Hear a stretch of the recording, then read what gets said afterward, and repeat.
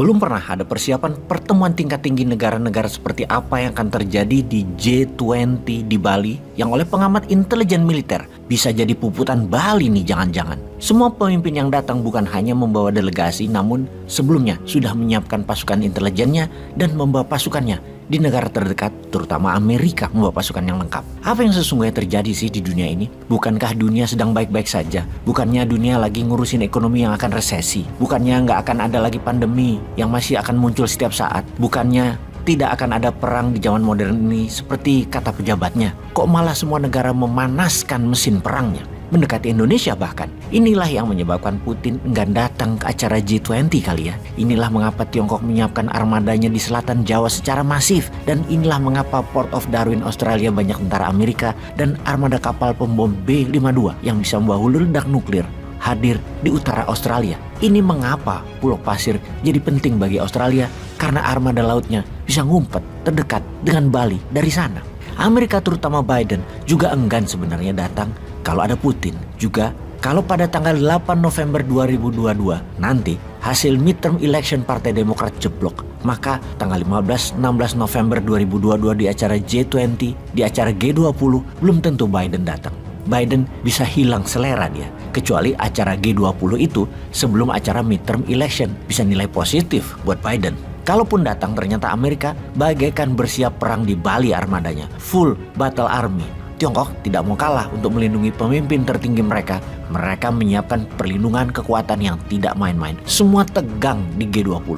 Kalau Putin tidak datang, kemudian Biden tidak datang, yang datang hanya Xi Jinping dan beberapa pemimpin negara papan tengah dan papan bawah. G20 nanti akankah ada resolusi atau hanya makan-makan bersama saja? Namun, kalau datang semua dan armadanya siap tempur semua, ini meeting atau mau perang sih? Oke, kita detailkan mengapa semua pemimpin negara besar tegang. Kita ke Asia Barat dulu. Kita semua tahu 8 minggu sudah Iran digoyang demo anti-hijab. Di awalnya anti-hijab namun sekarang menjadi political crisis di sana. Tekanan agama terlalu keras, dibatasi, dan banyak aturan agaknya membuat sebagian masyarakat Iran muak, terutama para pelajar. Para pemimpin agama banyak yang diserang anak muda dan di mana-mana di Iran saat ini terjadi demo. Untuk menangani demo yang meluas dan membahayakan sebuah rezim, banyak strategi bernegara. Salah satunya adalah declare war atau menyatakan perang agar fokus rakyat terbagi. Iran kali ini melakukan hal yang sama. Pengumuman dan pidato keras Ayatollah Ali Khamenei dalam pidato resminya kemarin akan membuat gejolak baru di Asia Barat di dalam menantang hegemoni sekutu terutama Amerika. Kata-kata kami akan balas Amerika terus diulang-ulang kalimat tersebut.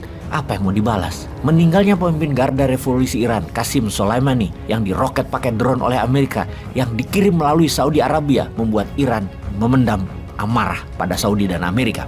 Hal ini diungkap kembali oleh petinggi revolusi Iran dan pemimpin spiritual Iran Ayatollah Ali Khamenei akan membalas Amerika dan akan membalas Saudi. Karena selain membalas dendam Soleimani, demo 8 minggu berjalan itu disponsori Amerika dan Muhammad bin Salman Saudi itu tuduhan Iran.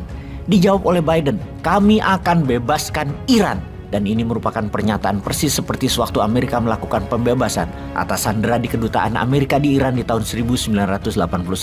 Sebuah serangan militer dengan codename Eagle Claw atau cakar elang membebaskan warga Amerika di Iran yang disandera selama 444 hari. Kali ini Biden mengatakan kami akan membebaskan Iran adalah rezim yang saat ini kemungkinan akan digulingkan yang diawali oleh demo. Rezim di Iran akan digulingkan Amerika. Sekedar mengingat, world orders selalu menggunakan kata-kata kami akan membebaskan karena sang pembebas itu sesungguhnya the real penjajah. Iran bukan hanya menantang Saudi dan Amerika ternyata, bahkan Israel pun akan diserangnya. Inilah mengapa mendadak Saudi dan Israel mengadakan pertemuan tingkat tinggi berkali-kali dalam 2 bulan ini. Israel dan Saudi loh, menarik kan ya?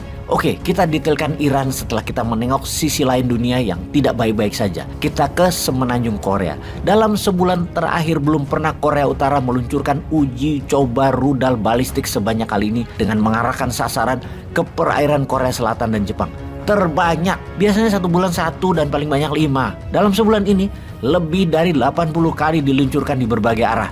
Utara, timur hingga selatan. Yang tidak dilakukan Korea Utara adalah menembaknya ke arah Tiongkok dan Rusia. Yang membuat Amerika World Order perang adalah lebih dari 100 misil dikirim Korea Utara ke Rusia. Rupanya Korea Utara sudah jadi manufaktur senjata negara-negara anti hegemoni Amerika. Kemudian kita semua tahu Gerakan tentara Tiongkok latihan perang di sekitar Taiwan juga eskalasinya meningkat, jumlahnya meningkat.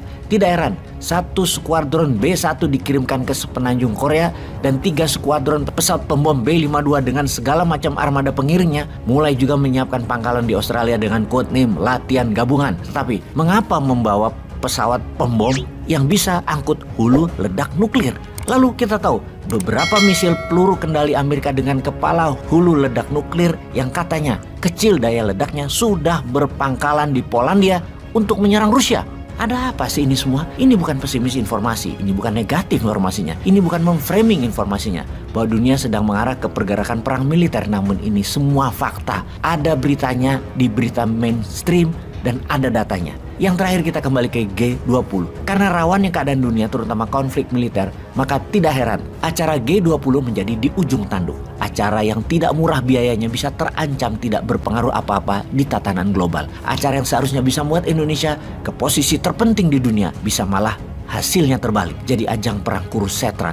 Kalau melihat perlindungan militer atas pemimpin negara-negara G20 ada di sekitar Bali, begitu dahsyatnya. Jadi piejal, kalau tawuran di G20 lah Kanjuruhan aja nggak jelas sampai saat ini. Ayo dong kita bisa menjadi terbaik. Buktikan, dukung, hurra!